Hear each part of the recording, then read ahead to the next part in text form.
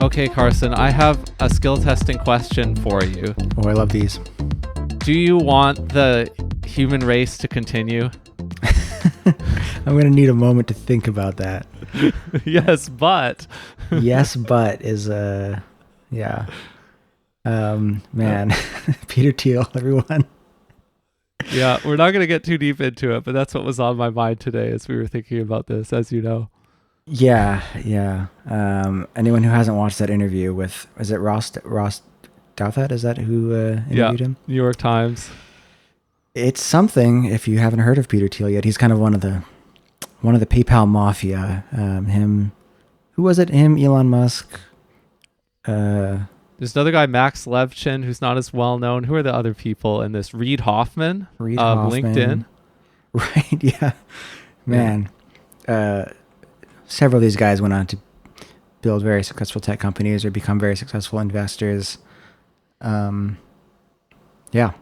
And some of them now have questionable politics and ideas about how the rest, if they want humanity to survive or not. Very, very questionable. And we're going to talk about more questionable politics and ideas today, I believe. Oh, yeah. It's a bit of a heavier topic, but I think it's one that has been mounting in terms of not just the stuff that we've talked about, but what everybody's talking about right now. And a few people have taken action on this, and it is something where a lot of different people can take action on it. And it's this question of, is it finally time to leave Spotify? And if not now, when? Because this has been talked about from many different angles for a long period of time, but there are some things that have come up as we've headed into the summer that have really forced the issue for a lot of people to think about this. And when they thought about it, they're like, okay, well, now's the time to do this. And so there have been bands that have declared they will pull their music from Spotify, and other bands who have declared they will stop using it as users or encouraging their audience to stop using it. So there's a big story here, and it's one to do a deep dive on now because of how big the story has escalated to be, Yeah. Yeah, it's an interesting, I feel like, stories about what you might call like protest removals. Bands pulling their stuff from Spotify kind of circulate every few years for different reasons. This one feels like it maybe has new energy in the wake of Mood Machine, in the wake of some of this AI stuff we've been talking about. And there's kind of this renewed energy as people are taking a lens and a very critical eye to the platforms they're using and whether or not it's time to make some different choices. Yeah, and we have choices that we could make as well. Yep. Because we both have music out there and in multiple artist profiles, especially in your case. I mean, for me personally, I don't have multiple artist profiles out there with my own recordings distributed to Spotify. I have one. That's mine. Obviously, I have clients, and this is not about what my clients should do. I mean, they're just paying me to do specific things. They could decide, especially if they listen to this, they could decide what they want to do. But it's not about that. It's about our own music. That's on one side. And then on the other side, it's about as users. And those are two separate questions, but they're motivated by the same story, like we're alluding to. So, of course, it's Deerhoof.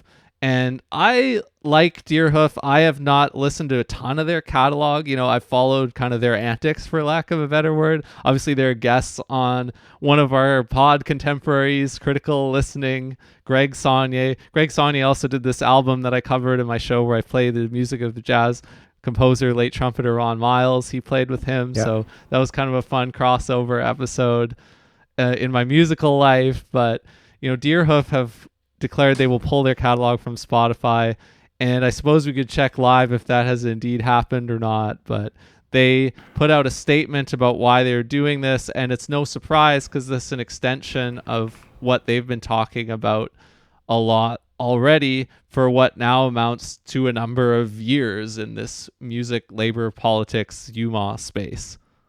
Yeah. Deerhoof kind of have been at the forefront of a lot of like music labor discussions, and I mean, Deerhoof are also, an avant-garde rock band in every sense of the word, not just in terms of like labor rights and musicians' rights. They're avant-garde in sound. They met, I believe, at a post-secondary institution that focused on improvised music. So they're all very accomplished improvisers.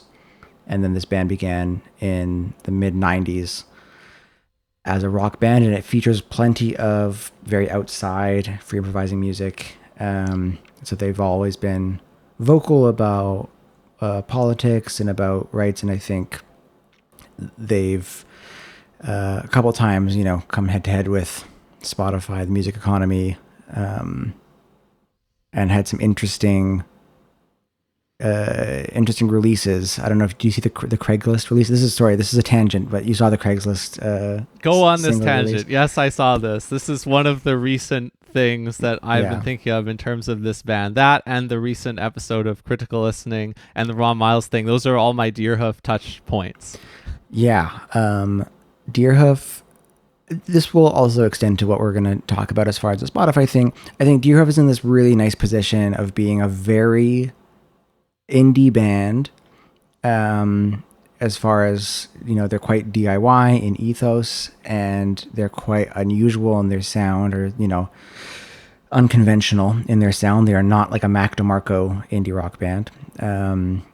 And so they, for their most recent album, their like single announcements were done via Craigslist posts in a few cities.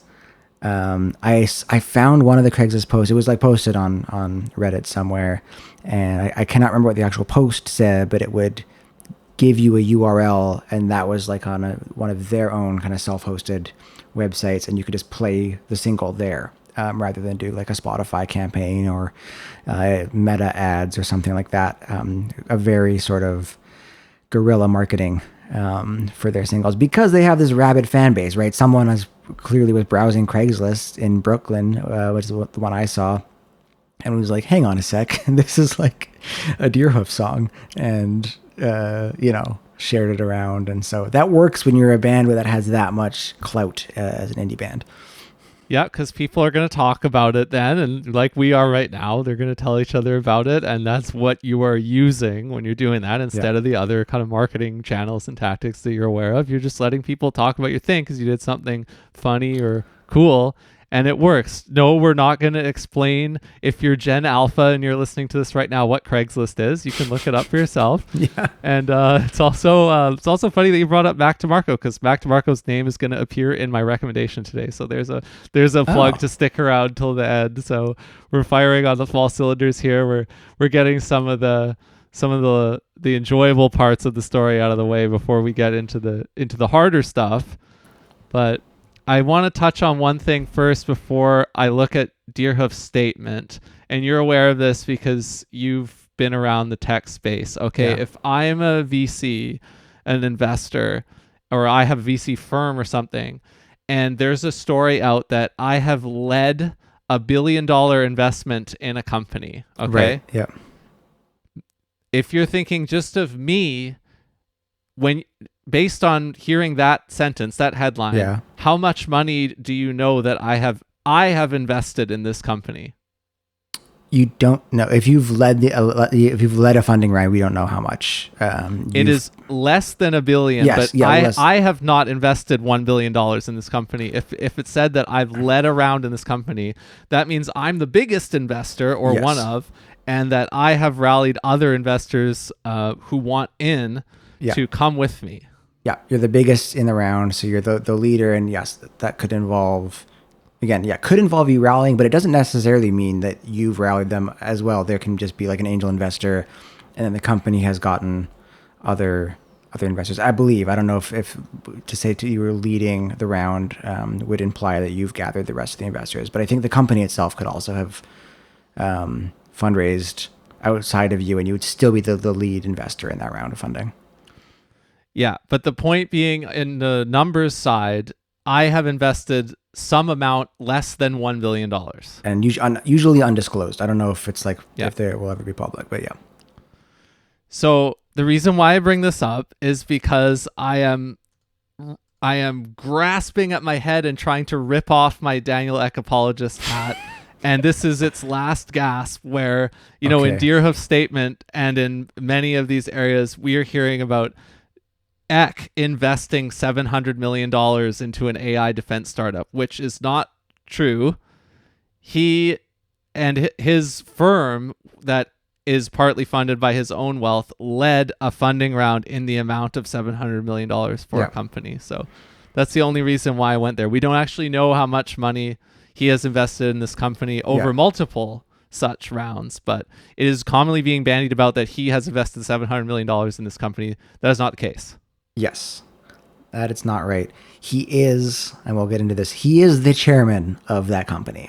Not of the VC firm, but of the defense company. Yes, that's what I mean. Yeah, so he's not the chairman of the VC firm. He is the chairman of this company, Helsing, which is an AI defense firm, which is, I don't know how much I want to get into. It's pretty gross technology. It's to do with like targeting.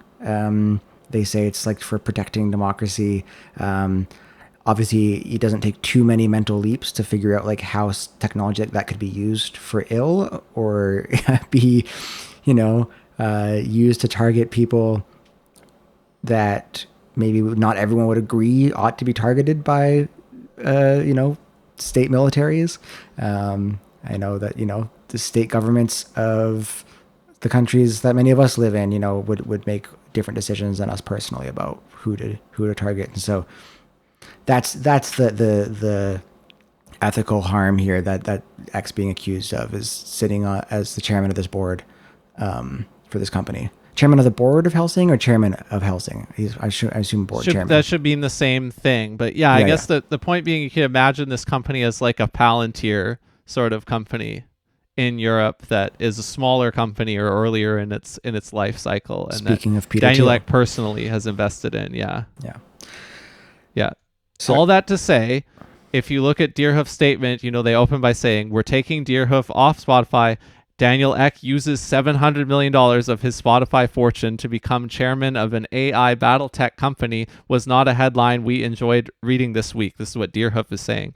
We don't want our music killing people. We don't want our success being tied to AI battle tech. That's how they open their statement. That's the numbers game thing that I was talking about, but the philosophy behind it supersedes the numbers. That detail doesn't really matter all that much ultimately, but this is the impetus for the band to make this announcement, was this following on investment in this particular company and in like the defense tech space, and they're not interested in being associated with Daniel Ek as both the founder of Spotify and as the now board member and investor in this company.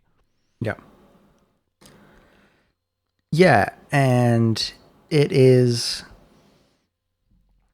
we've talked about many reasons that artists hate Spotify and many reasons why one might consider to not use Spotify. This feels like one of the biggest, and it's maybe funny because it maybe is also just timely, because I'm sure if you looked at the other investments of that VC firm that Daniel, does he head that VC firm or just invests with them? Like they just use some of his personal money?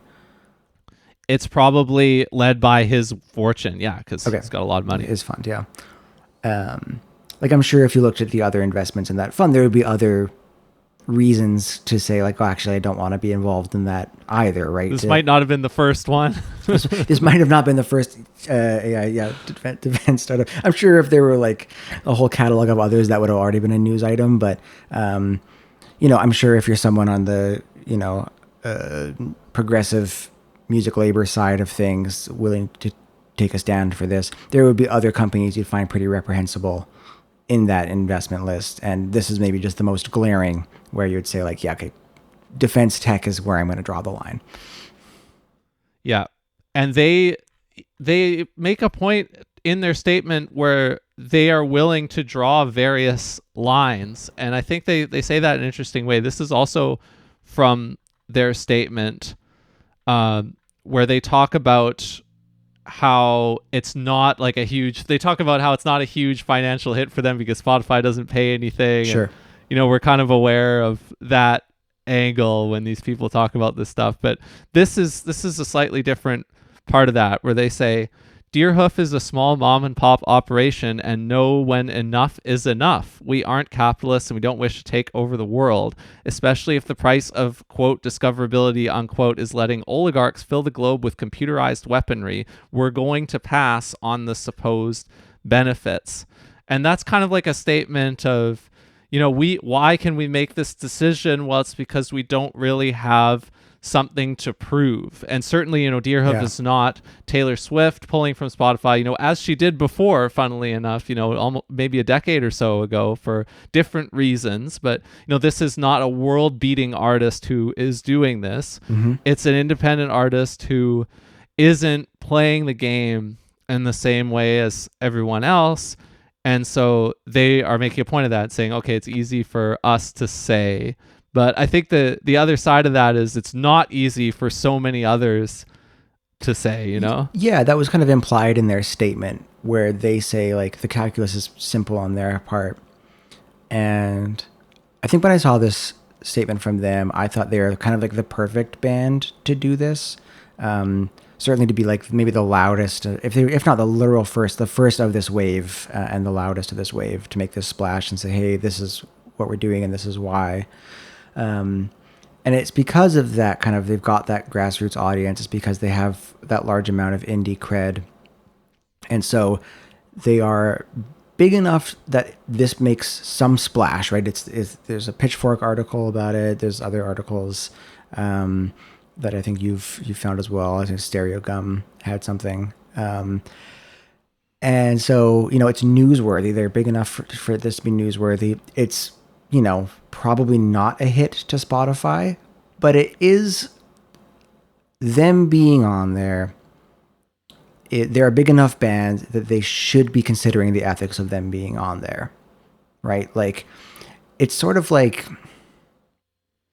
if your band is asked to play a festival and you are, the very kind of bottom line on the lineup, and it comes out that like one of the, the festival pays well enough or whatever, that one of the festival heads is like not a great person, and some bands pull out. There's like a threshold where like the impact of you staying in becomes where you should really think about it, right? Are you big enough that you're a reason someone is coming to that festival, right? Like, not to burst our bubble, but when you and I played the Vancouver Jazz Festival, no one came to Vancouver to see us play the Vancouver Jazz Festival.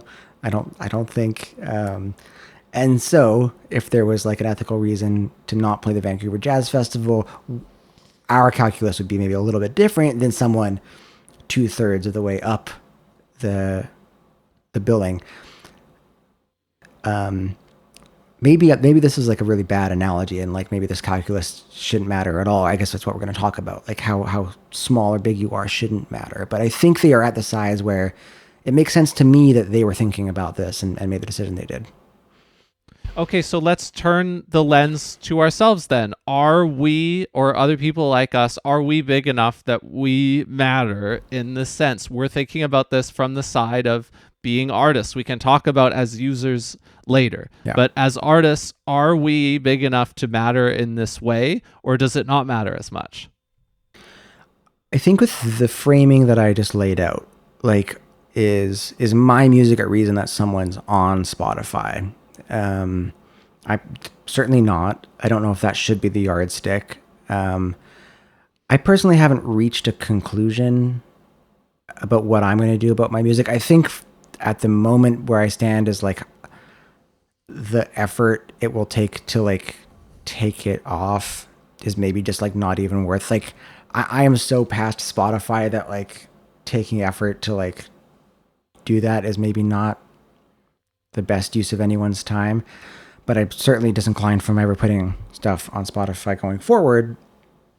And, as to whether we're big enough that this would matter to anyone, tough to say, right? So this is like a personal decision. And so if I remove my music from Spotify, that would be a decision for myself and how I feel about it.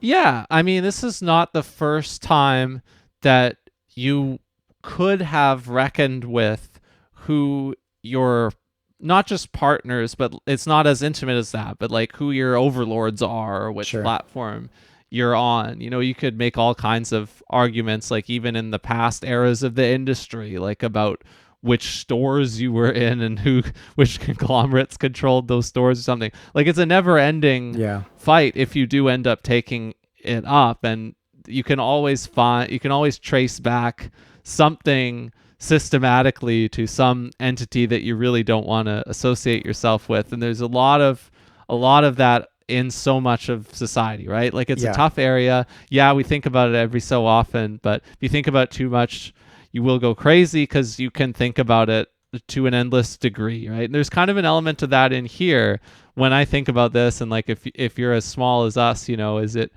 it really up to us to think about it in that way when, if we chose to do that, then you have to go down the line and you could question so many different things. And like, what are we accomplishing when we do that? It's tough. Right.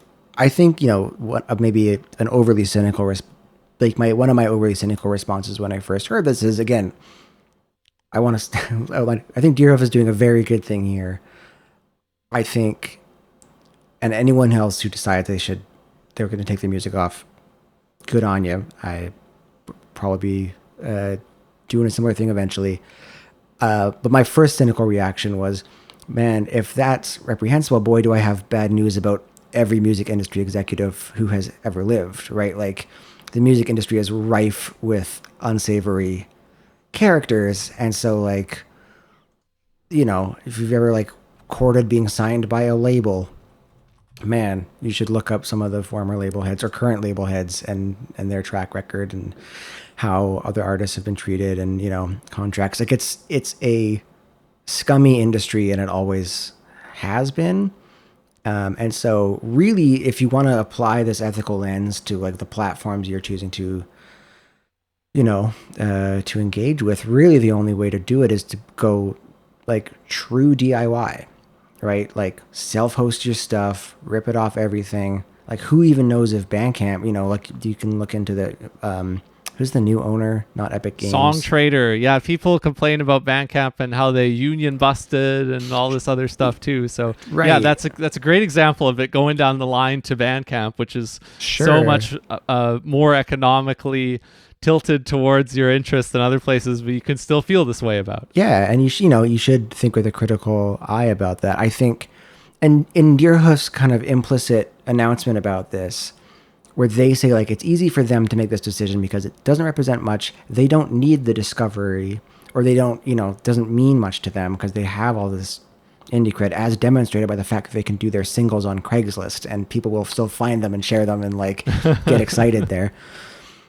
That I at least read their post with a bit of them saying like, we know that this is not like that. Not everyone can do this, right? If you are just starting out, this might be like more of a hit than you would want. I'm on the other side where it doesn't matter. Again, it's not much money. I don't get anything from being discovered on there, so it's like I guess my reasons for staying are very, very slim. So what we're coming around to here is that like the only value is in the ability to make a statement and to rally attention to the cause, maybe, which is what Deerhoof did, but what we are not necessarily capable of doing at our size. Yeah. And since we're so small, we're not going to affect the picture just economically because it's too small. So the only way we could is if we were able to move the conversation. So that is definitely a train of thought we're on right now that would suggest, no, it's not an urgent thing that we should all take our music off Spotify, unless we felt like we were players enough in a local conversation that we could, and not just attract other small people like us, because that still doesn't matter economically, but like that you could snowball it within your own network towards somebody who did, which, you could make the case that I could do, but I don't even know, right? Like if I did, I think it would be kind of by chance beyond what I could predict. There isn't anybody I know personally right now who's big enough that, they would move the conversation to the same extent as a Deerhoof. Maybe there's a chance I could reach somebody like that after 2 or 3 degrees of separation. But if I kept a conversation kind of kindled by doing it myself, but it's tough to say, right? This question of what you can accomplish. Yeah, it's one of those, like, obviously all protest has value, I think. And as we saw with the protests around, so the brief history of Spotify artist protests is there was stuff about payment, and I believe that was Taylor Swift and Tom York around the same time, basically realizing, like, man, the pay sucks, this pay structure sucks, we don't want to be involved with this. And those were big enough artists to make a big splash that they took the music off Spotify. And then later, when Spotify was in their podcasting craze, and they signed Joe Rogan for a Joe Rogan exclusive for some, like, obscene amount of money. Neil Young, I think, led that protest.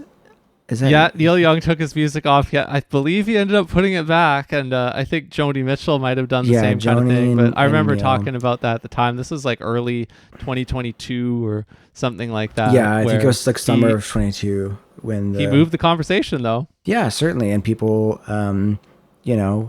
were mad at Spotify, and Spotify took a lot of heat for that decision.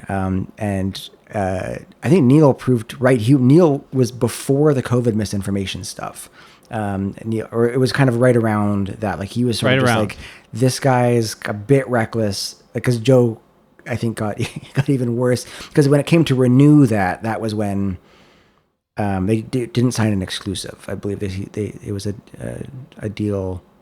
They still gave him money to be on Spotify, but they did not sign an exclusive with him on renewal. And in all those cases, the artists have come back. And so I think they effectively started a good conversation about that and maybe brought some attention to it. It's tricky stuff. I mean, how much can some very small artists move the needle? Probably not. Like, again, if we all had a union of musicians and allied workers that we were all a part of, that we all collectively did that, that would move the needle, right? But I think Spotify would kind of like it. We just talked about the AI Velvet, what is it called? Velvet Sundown. Velvet Sundown. I can never remember the name. Velvet Sunderground. That should have been the title of the episode. Spotify is going to be fine without artists, and so it can just be Daniel Ek and his AI slot music and his, drones that are really good at finding targets. Okay, now I'll flip to another side then that you could come at this from, which is it's really easy to do, so why not? I mean, I use CD Baby. I don't know what it looks like for every distributor. But if I go to CD Baby, I can click to cancel a release, and I can choose which platforms I just want to take it off. I don't even have to take the whole thing off and then re-upload it again to only specific platforms. You can choose to remove any given releases that you have through your distributor from an individual platform and leave the rest of it as is. And, this doesn't cost anything to do other than just a little bit of time. So it's basically costless to do. You can do it with precision. And then the streaming platforms are also similar that, you're still going to be streamed everywhere else. And because there's this marketplace of streaming apps, why not? Why not take it off if you have any objection to it? Like, there's nothing else to discriminate on about different streamers anyway. So, like, why not flex your ethical, not obligations, but objections, your ethical objections to Spotify? Why not when it's so easy to do? Purely to steel man, the why not? Well, first of all, I think this is maybe goes back to something we were talking about earlier, but if you're seriously considering moving yourself from Spotify, you really ought to think about the other platforms, because as we've talked about, the discoverability isn't like great anywhere. The pay certainly isn't good if you're an artist of, say, our size or on or about the, a few thousand listeners. The model isn't great, right? The remuneration model and isn't good. And if what we really want to see is the streaming economy collapse, then like take your music off Spotify and Apple Music and Prime and Tidal. Like if you're doing one, why not do everything? Because that is easy. And so that's one kind of steel man. That's maybe not exactly my position, but I'll steel man that. The second of why not, or why leave it on Spotify potentially, is Spotify. What do you accomplish? It's kind of like if a tree falls in a forest level of protest, right? Like if you're not, who are you helping? What are you changing, right? Like you're not materially benefiting that, Daniel. Like maybe, like certainly not even close to the way that Deerhoof was. And to get very abstract in the way that like who knows what percentage of every play makes it into that VC fund. So, of the like $100 you might make every 2 years, pennies. What do you think? How much of that do you think makes it into that VC fund? And then of that fund, does any, like, is the concern of, any of your stream benefiting Helsing, this AI? But people don't really care how much numerically they are. It's just about the general association, right? Sure. Yeah. It's about, yeah. So that would be an argument. Again, that would be like, to again steelman that. So I think you're right. What do you think? Are you considering taking it's funny for me because like we've almost hit like a horseshoe theory part of this, where it's like I'm more pro streaming than you or some of these other people in general, and like I don't mind the overall streaming economy as much. And yet, because of that, it's like it's more opportune for me to just be like, why not remove your music from Spotify and leave it everywhere else? Yeah. Because I'm focused on the association from this particular story that motivated Deerhoof as well, as opposed to like doing it to escape the streaming economy. If I just want to not affiliate myself with Spotify just because of this one story, it's easy for me to do that in the marketplace. So like, why not? And then why not keep the rest of my stuff out there? And if any of them did anything that was equally objectionable, we have the tools at our disposal to not use it and yet basically preserve the whole rest of the thing. Like I can still use CD Baby, I can still put my music out to the other things and have it be available there for everybody who uses every other platform. So the choice is like it's easier for me to make the anti-Spotify choice because I'm not as anti-streaming. So there's kind of a weird thing there. But yeah, I mean, for me, sure, like I could certainly, without any detriment to myself, I could take all but one of my tracks off of Spotify and not lose any income, because there's really only one track on my Spotify that earns me income, which is one that is on a bunch of user generated playlists, right? Yeah. So it's like, if I wanted to juice the conversation in whatever small amount I could do that. If I really wanted to, then I could remove my whole catalog, and then I would lose what is still a very small amount of money in the grand scheme of things by taking that one song out of circulation too, right? And then I would be totally absent from the platform myself. And, obviously I'd still work with different labels who use it, and they would have to make their own decisions on that. They're probably unlikely to stop using it because it's more financially important for them. But for me, it's, when I think about how small of a choice it is, I end up leaning more on the why not remove it side. Yeah, I think, as I'm thinking more about it, like that, I think I ought to. The other thing that I think will happen, or won't happen rather, that there won't be this kind of broad cultural between musicians, like, hey, make sure to do this, make sure to take your stuff off, like this kind of culture thing, is if you're of a certain level, you actually don't choose where your music's played because your label manages a distributor relationship.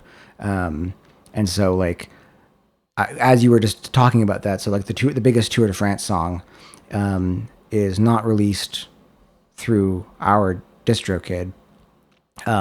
It's released through like some French labels things. We've never seen a penny from that song. But we certainly can't do anything about that song. And likewise the, with David Lavoie, that'll be Inner Ocean's decision. And we have a good relationship with that label. David and I could easily reach out and say, hey, we'd appreciate you removing this. That's a different conversation because that affects that label monetarily. And like I'm sure they're still working to recoup some of the stuff on our contract. So, but any independent label should be down, and it's almost like that's a good shit test for your relationship with your label in some sense. And I was reading from the Stereo Gum article, like you mentioned, to pull the Deerhoof statement, and that article from Abby Jones at Stereo Gum, it does include a statement from Deerhoof's, what they describe as Deerhoof's current label home, Joyful Noise, and which is an independent label, and they say Joyful Noise supports Deerhoof in their decision to pull their catalog from Spotify. They talk about X investment, and they say, since the dawn of streaming, independent artists and labels have essentially been forced to participate alongside various streaming entities in order to survive. Entities that are often funded by sources that do not align with our values. I think this is how many independent labels would feel they're positioned, which is with the artist.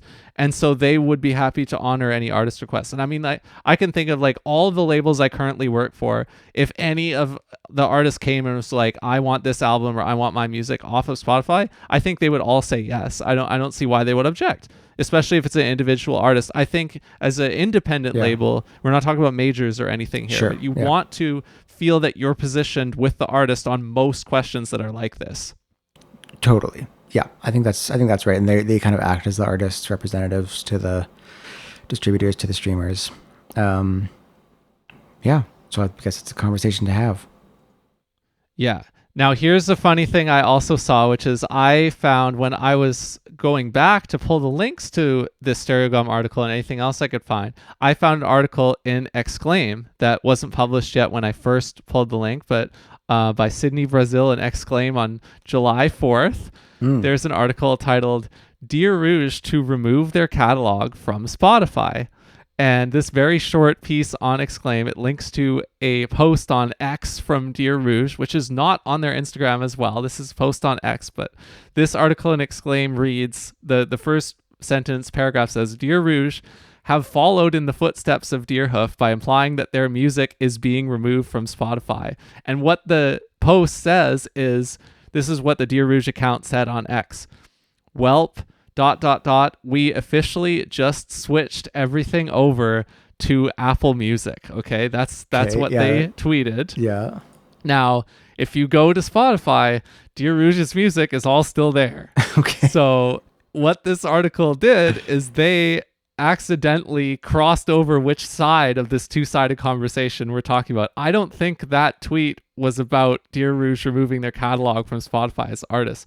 I think it was about the people in the band no longer using it as users. And it looks like very amusingly this was misinterpreted and actually published on Exclaim because I don't think they've pulled their music from Spotify. That's so funny because I read the tweet and I was like, I don't think that's what they're saying. Just switched everything over to is a very weird way of saying that they've pulled their catalog from Spotify. Yeah, because you wouldn't say you're switching your music over. No, your music's in all places. Yeah, so there'd be a weird way of phrasing that. So we've talked about, the artist side. I think the other question is like, is it time for users to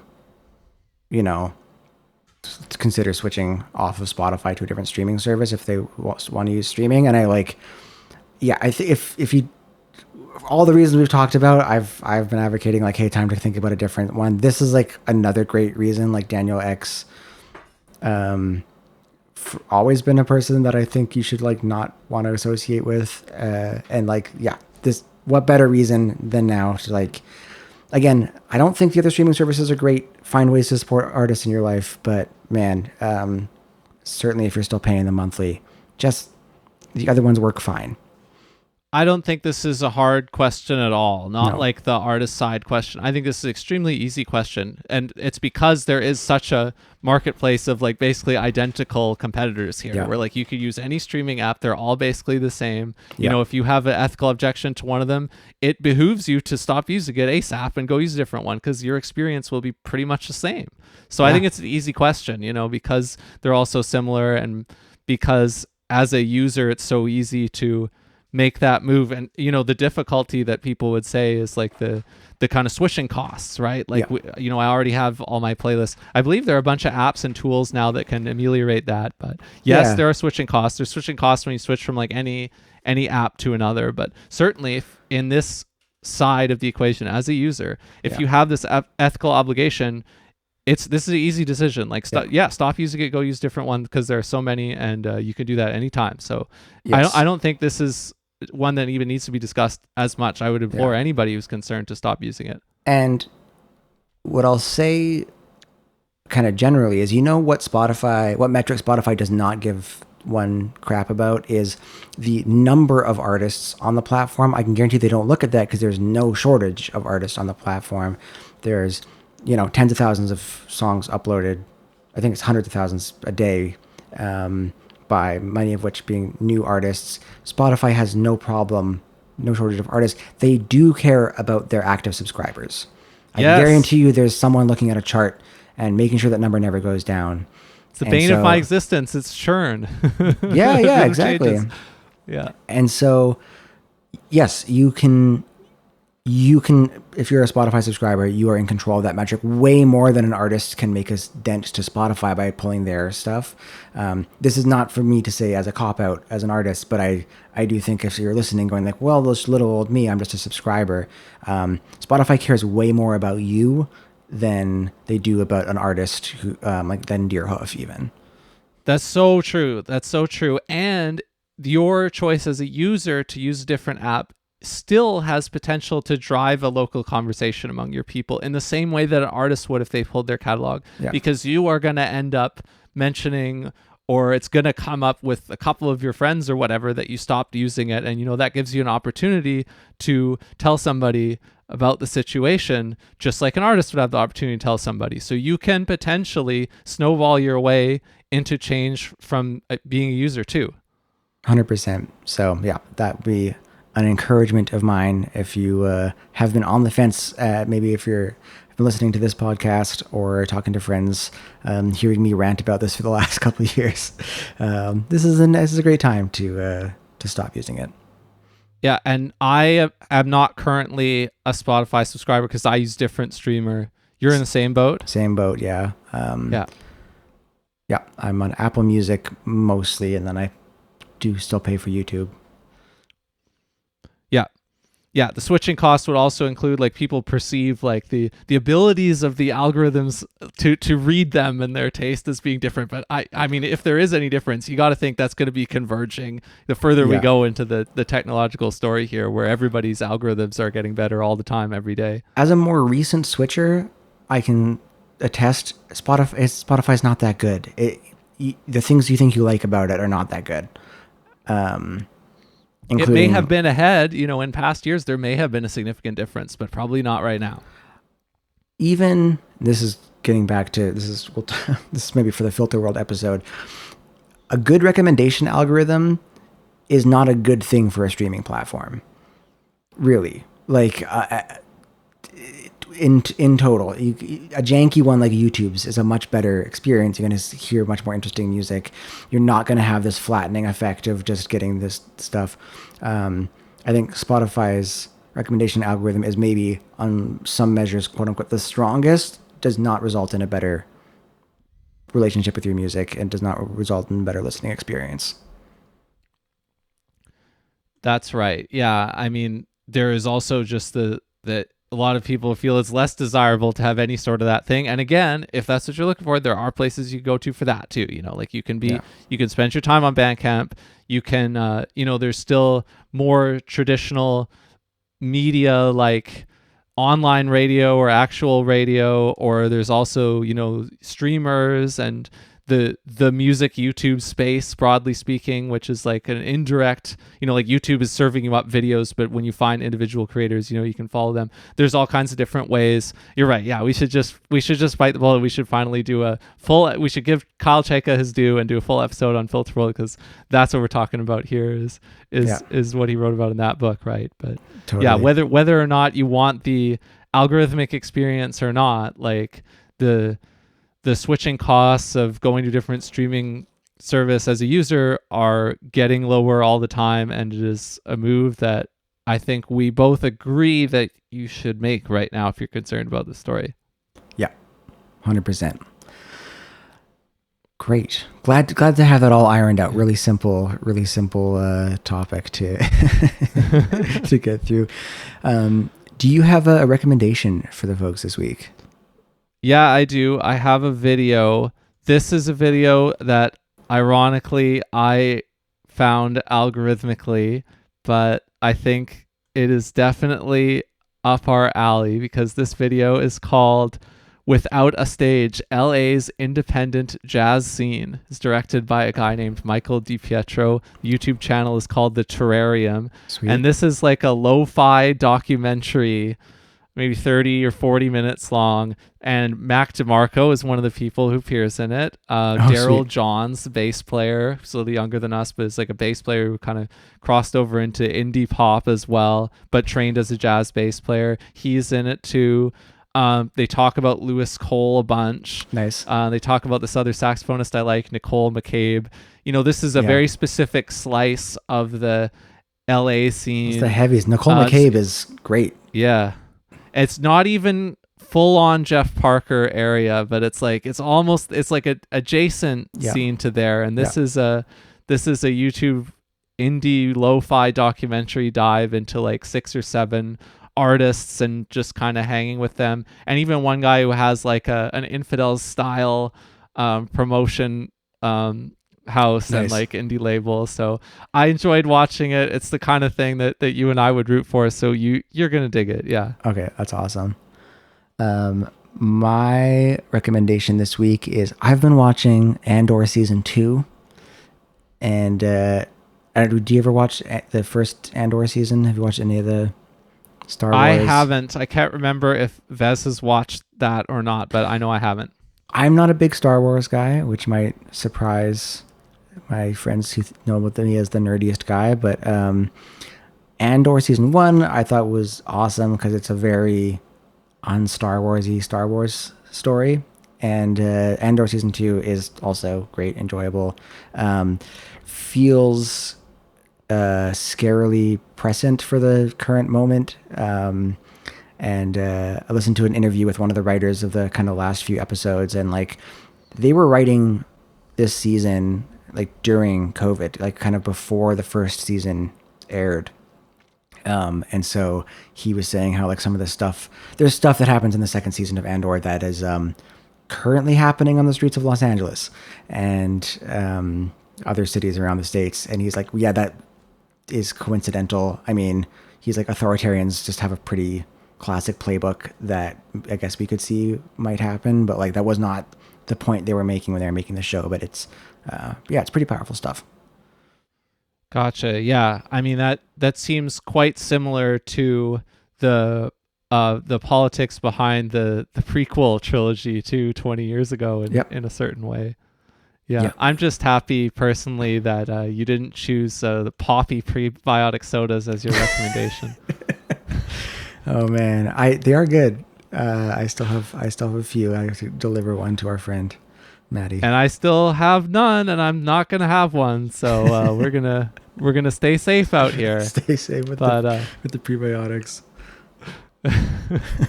That's a wrap for this one. We're gonna get into a bi-weekly schedule here, the summertime with things we got. So as of now, we are slated to come back at you in 2 weeks. If you are an artist listening right now, let us know what you think about whether or not you're going to do anything with your music or as a user, because like the Deer Rouge example illustrated, we are all users too. We're on both sides, but whichever side you're on, we're curious what you think about this. even if it's, and especially if perhaps if you're just a user, because often we feel like we're in the artist bubble. So it's good to hear what everybody thinks about this, you know? Absolutely. Hit us up in the comments. All right. Have a great next couple weeks, my man. This has been good. I appreciate you. My pleasure. Appreciate you too. Talk soon.